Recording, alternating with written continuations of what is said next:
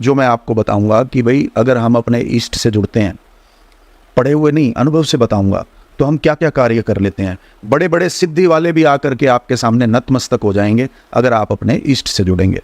फिर चलते हैं गायत्री माता की तरफ, उनको प्रणाम करते हुए। तो अब उस व्यक्ति ने, उस बच्चे ने जो है गायत्री की साधना की, 1.25 लाख मंत्रों को जाप किया निरंतर सात्विक रूम में बंद होकर के, और गायत्री उसको सिद्ध होने लगी, गायत्री देवी सिद्ध हो गई। अब शॉर्ट में बता दिया मैंने, सिद्ध साधना के ऊपर मैंने प्रकाश नहीं डाला, ना ये इसकी ना उसकी।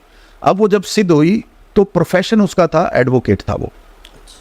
अब वो अपने प्रोफेशन में भी आ गया था। एक दिन वो बैठा, गायत्री सिद्ध होने के मात्र 4था या 5वां दिन था, वो अपने ऑफिस में काम कर रहा था। तो एक क्लाइंट आया, बोला कि ये मेरा केस है, मेरे भाई ने मेरी जो सारी प्रॉपर्टी जब्त कर ली, लूट ली, अब मैंने भाई पे केस करना है। तो जब उसने फाइल खोली तो फाइल खोलते ही उस फाइल में क्या लिखा हुआ है उसको वो नहीं दिखाई दिया, जो घटित हो रहा है वो दिखाई दिया। उसको ये दिखाई दिया कि ये जो सामने बैठा है ये झूठ बोल रहा है, इसी ने अपने भाई की प्रॉपर्टी हड़प करी है और अब झूठा उस पर केस करने आया है। ये गायत्री साधना का प्रभाव था। तो उसने उसको बोला फाइल बंद करके, तू झूठ बोल रहा है, पैसा तो तूने मारा है, उसका प्रॉपर्टी जो मकान था वो उसके नाम था, वो तूने अपने नाम करवा लिया और अब तू झूठा केस कर रहा है। भाई तू चला जा, नहीं तो मैं ही केस कर दूंगा तेरे ऊपर। तो वो व्यक्ति बोला, भाई साहब आप झूठ बोल रहे हो। पहले 1-2 बार उसने बोला नहीं ऐसा नहीं है, अब ये तो देख चुका है सामने, कल्पना नहीं है, ये देख चुका है। तो वो बोल रहा है कि भाई नहीं तो झूठ बोल रहा है। उसने कहा हाथ जोड़ लिए, महाराज ऐसा ही है, और भाई आपको पता कैसे चला, कि आप मुझे जानते हो या मेरे किसी रिश्तेदार को जानते हो? बोला मैं किसी को नहीं जानता पर मैं सच बोल रहा हूँ। बोले हाँ आप सच बोल रहे हो। तो उसने कहा भाई तू यहाँ से चला जा। तो वो चला गया, रब जाने उसने क्या किया।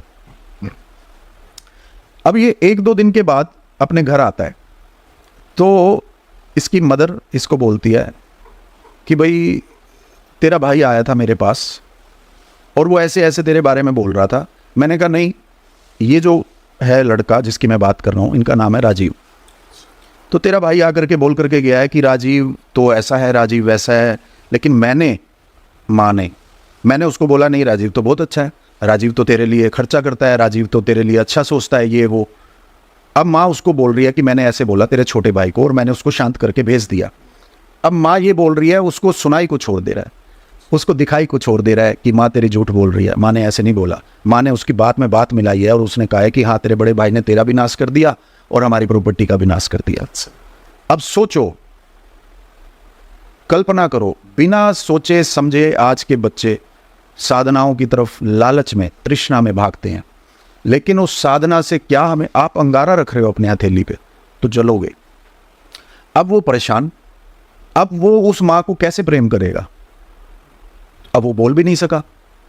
एक बार बोला उसने कि नहीं मम्मी आपने तो कुछ और ही बोला है। तो मम्मी बोला नहीं तेरे सिर की कसम। अच्छा। तो वो बोले कि भाई चुप ही हो जा, अब इसमें चुप ही रहना है। तो अब वो रात भर नहीं सो पाया, भाई ये क्या हो रहा है मेरे साथ। अरे भाई साधना सिद्ध हो गई तेरी, अब पचा इसको। तभी वो कहावत है, तभी गुरु जरूरी है। शेरनी का दूध सोने के पात्र में ही टिकेगा, ये कहावत तभी है। आपका पात्र तो हुआ नहीं, जबरदस्ती आपने साधना कर ली या जबरदस्ती आपने अपनी कुंडली शक्ति जगा दी तो पागल ही हो गया आप। आपने देखा होगा हरिद्वार में इधर उधर लोग भटक रहे हैं। इसमें से 10% लोग ऐसे भी हैं जो साधना की वजह से पागल हुए हैं। अब मैं बात बता रहा हूँ, पंजाब में किसी ठेठ पिंड के अंदर हमारे एक उस्ताद जी होते थे, तो हम वहाँ कुछ साधनाओं को सीखने के लिए जाया करते थे, बहुत पहले की बात है। तो वहाँ पे एक दिन हम बैठे हुए थे, हम 5 जो उनके शागिर्द बैठे थे, तो उनका पूरा धूना वूना था, चिमटा वगैरह पूरा प्रॉपर जैसे तांत्रिकों का पहरावा होता है वो पूरा गांव फेमस था। उस गांव में हर दूसरे घर में तांत्रिक था, हर दूसरे घर में, जैसे एक सिद्धि हो गई गांव को। तो वहाँ पे ना एक केस आया हमारे सामने। तो वो क्या था कि उसका बच्चे के ऊपर कुछ ओपरा आ गया था, कुछ नेगेटिविटी आ गई थी। तो हमारे ही सामने गांव का एक जो पागल व्यक्ति था, जो पूरे गांव में पागलों की तरह, मतलब फटे कपड़े, महीनों से ना नहाया हुआ, जटाएं खिंडी हुई, और अगर थूक भी आ गया तो वो भी बाहर निकला हुआ, पैंट ऐसे पकड़े हुए। तो ऐसा व्यक्ति हमारे उस्ताद जी ने बोला उसको पकड़ के लाओ, रामपाल को पकड़ के लेके आओ। अब हम सब जब बैठे थे तो हमें हमारे उस्ताद जी ने बोला ये जो रामपाल आएगा ना, इसको ध्यान से देखना, इसके अंदर इतनी पावर है कि पूरे गांव के ज्योतिषियों को, पूरे गांव के तांत्रिकों को, इवन पूरे हिंदुस्तान के अंदर चक्का जाम कर सकता है ये। हमारे पूरे के पूरे गांव का चूल्हा बंद कर सकता है। बहुत सारी इसमें टेक्निक में जाएंगे ना, तो जैसे चूल्हा रोकना भी एक वो होता है। उसमें क्या होता है कि अग्नि तो प्रज्वलित होती है बट रोटी नहीं सिकती, यानी कि गर्म नहीं होगा तवा आपका। ये सब तंत्र में छोटी छोटी तो बोला पूरे गांव को रोटी से विहीन कर सकता है ये व्यक्ति। तो हम बड़े स्तब्ध होकर के बैठ गए कि कौन महानुभाव ऐसा आएगा। हमने देखा तो एक पागल, उसको पकड़ के लाया जा रहा है। फिर उसको बोला, शॉर्ट में मैं बताता हूँ, कि तूने इस बच्चे के ऊपर जो छोड़ा है वापस ले। वो मना करते करते करते करते फाइनली वो उसके ऊपर से खींच करके वो वापस ले गया अपनी वस्तु। फिर हमने अपने उस्ताद से पूछा, महाराज इतना गुणी होने के बाद इतना तो ऐसी हालत क्यों है? तब उन्होंने बोला कि जो इसकी साधना थी ना, वो साधना जो है इसके ऊपर हावी हो गई और इसका ये हाल हो गया। और जब इसका ये हाल हो गया, फिर अब हम सब तांत्रिकों ने इसको ऐसे ही जो रखना ठीक समझा। अब हम सब ने भी इसको कील रखा है कि ये ऐसे ही रहे। क्यों? क्योंकि ये उसका गलत प्रयोग करता था। कहीं भी जा करके कुछ भी मांग लेना, अगर उन्होंने नहीं दे दिया तो श्राप दे देना कि भाई आज के बाद। उन्होंने हमें घर दिखाए बाकायदा, आज भी हैं वो घर। उन्होंने एक किस्सा मुझे याद आ गया। उन्होंने बोला, उस फकीर ने बोला कि भाई रोटी खानी है, मुझे दे दे। तो वो जो नई बहू बैठी थी, उसको नहीं पता था कौन है ये। उसने मना कर दिया, चल बाद में आइयो। तो उसने कहा चल ठीक है, जा रहा हूँ। उस घर में आज तक रोटी नहीं बनती। वो घर छोड़ना पड़ा उन्हें। आज भी वो घर खंडर है वहाँ पे। उस घर में रोटी सीखती नहीं। अब जाएं साइंटिस्ट वहाँ जाकर सर्च करें, कनेक्शन जरूर निकाल लेंगे वो कि भाई इस वजह से यहाँ हीट नहीं होती है, वो वट। बट ये साधनाओं को गलत तरीके से करना, प्रॉपर गुरु शिष्य परंपरा तो अब रही नहीं। जैसे मैं एक चीज़ आपसे और पूछना चाहूँगा, जैसे कि ऐसा कहते हैं कि जो भी तांत्रिक, जो भी तंत्र से जुड़ा होता है, तंत्र क्रियाएं करता है, उसका अगर वो गलत तरीके से उसका प्रयोग करता है, उसका अंत बहुत बुरा होता है। हाँ जी, हाँ जी। अब देखो, आपके सवाल में मैं एक चीज़ और ऐड कर देता हूँ, या मैं इसका जवाब देता हूँ, उसमें आपको क्लियर हो जाएगा। आपने कहा कि जो तंत्र क्रियाओं का गलत तरीके से प्रयोग करता है उनका बुरा होता है, लेकिन अभी थोड़ी देर पहले मैंने कहा था कि गलत तरीके से प्रयोग, अब जैसे माँ गायत्री को उन्होंने साधा तो उसका कोई प्रयोग ही नहीं किया था उन्होंने, बट वो शक्ति तो हावी हो गई ना। तो तंत्र, इन शक्तियों का प्रयोग आप गलत तरीके से करोगे तो निश्चित तौर पर आपका अंत जो है बहुत ही ज़्यादा कष्टमय होगा। आपने देखा होगा कि कोई बड़ी बात नहीं है, छुपी हुई बात नहीं है। जो माताएं हैं, है ना, माता आती हैं जिनको, अक्सर आपने देखा होगा कि इनका अंत बड़ा दुखद होता है। इनके खुद के घर में जो है वो चीज़ें नहीं होती जो ये दुनिया को बांट रहे हैं। खुद के घर में नहीं होती वो चीज़ें। इनकी खुद की बेटियां सब घर में बैठी हैं। आप देखो, कहीं जा कर के देखो, जितनी भी माताएं हैं अक्सर, ठीक है, सारी नहीं, क्योंकि इनके अंदर भी आपको पता ही नहीं। एक केस, इससे रिलेटेड केस मुझे याद आ गया। अंबाला शहर की बात है। हम अपने उस्ताद जी के साथ अंबाला शहर गए।